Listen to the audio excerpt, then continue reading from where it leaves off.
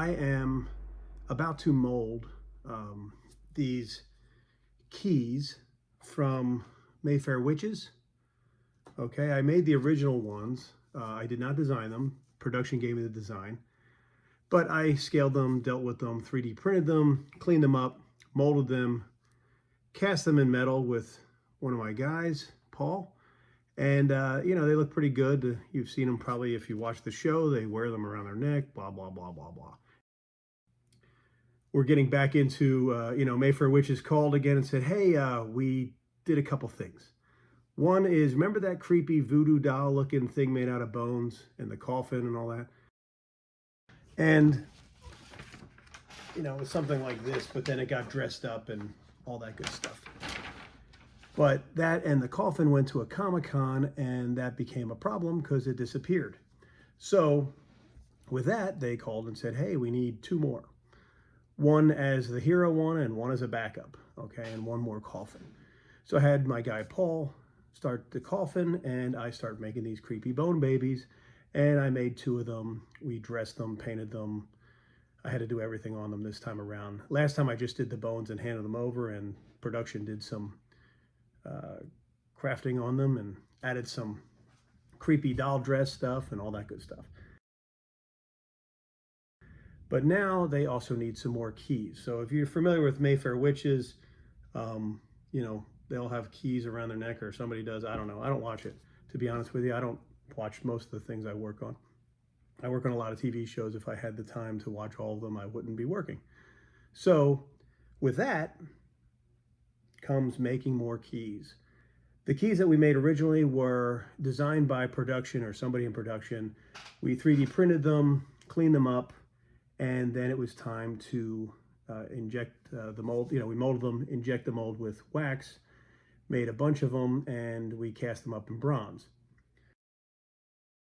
So now I just had to start a new mold, okay, for one of the keys, because what happened was the mold was over at Paul's house, who was one of my key guys, and his house burnt down. It's been about 15 months since his house burnt down, and he literally just got in it maybe last week, and they're finally in their house, which is because that's been awful for them. So anyway, what I have to do is, he's the guy I turn to when it comes time to casting up metal. He likes casting up metal. He likes things that he gets to burn things, and no pun intended there. Sorry, Paul, but you know, play with fire and your house burns down? Just kidding. No, he's just the guy that I use to cast up metal parts. Okay, I have a degree in metals, but I don't have that equipment here, nor do I want it here. And he does. Well, he did. Of course, it all melted away. So he just got new equipment in, and we got an order to make a few more of these keys. So it's time to make a new mold. I finished one up, kind of cleaned it up a bit, altered a little bit of it here and there, and I just put it in some wet clay, Walter Elias Disney clay. It's a great water-based clay. If you're familiar with sculpting, it's a great thing to sculpt, you know, medium-sized things. So it's very soft, so it's not great for small detail things, but if you're doing a bust or a creature, I use it all the time. I absolutely love it. It is one of my favorite clays. And I also use it again to mold things. You know, in other words, when you're going to clay something up, okay, that means that you basically are using clay to represent half of the mold, right? So you're using this to block out the first half of the mold. Then we're going to put some keys in this all the way around, decide where we're going to put an injector spout in there and do all the work we have to do to this. And then once that's done, we'll build a wall around this, pour silicone over it, and that'll give us the first half of the mold. We open that back up, keep the key with that new side, clean everything out, make sure there's no clay left in it, release it, and then we pour in the second half. So basically, we're making a mold that has two parts, like a book. And that way we can inject our wax into that, build a sprue tree off of that, and then cast it in bronze. A two-part mold is basically part A, part B, all right? And you use clay to start with. This clay represents 1/2 of the thickness of the mold, I'm going to build a wall around this, dump silicone over it, peel that out. And once I peel that out, the key stays with the new silicone part.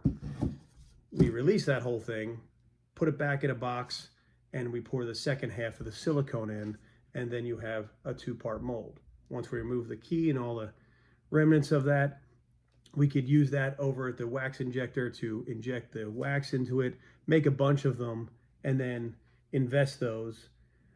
Investment is basically, for lack of a better term, it's like a plaster.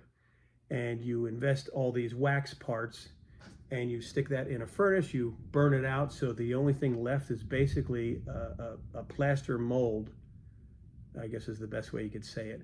And then we take that and we melt down some bronze and we get ready and boom, we shoot it in there.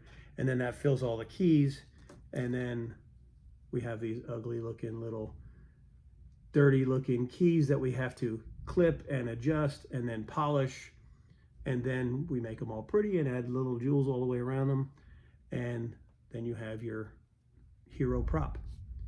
So that's where I'm at now. I'm about to build a wall around this. I'm going to use a tin-based silicone and just go from there. I'm not going to get too crazy into showing you all this kind of stuff, but I just wanted to have you guys understand what we're doing for this process. And again, it's season 2 of Mayfair Witches. So we just started after a year of having no work because of the stupid SAG strike, which again, I'm a member of SAG and have been for 24 years, I think, or 23 years, something like that. I'm also a member of IATSE, and you know, I make props and creatures and robots and puppets for a living. So that's what I do. So making props like this is pretty much my everyday thing, but I wanted to share this with you and kind of give you some ideas of what I do for a living, because I'm going to be doing a lot more of it on camera. So if you like these videos, please subscribe, give us a thumbs up. Here it is with a wall built around it, just so you get an idea. Gave it a little release with some Ultra 4 parafilm, epoxy parafilm release. It's great stuff. Absolutely love it. And now that it's just about dry, the release I mean, I'm going to mix up some silicone and pour it in. So this is our evacuator, and we're waiting to pull a vacuum on our silicone, just so you have an idea what this thing looks like. I have a light in there so I can see this. When this comes up all the way, bubbling, and then it collapses, that's when it's ready.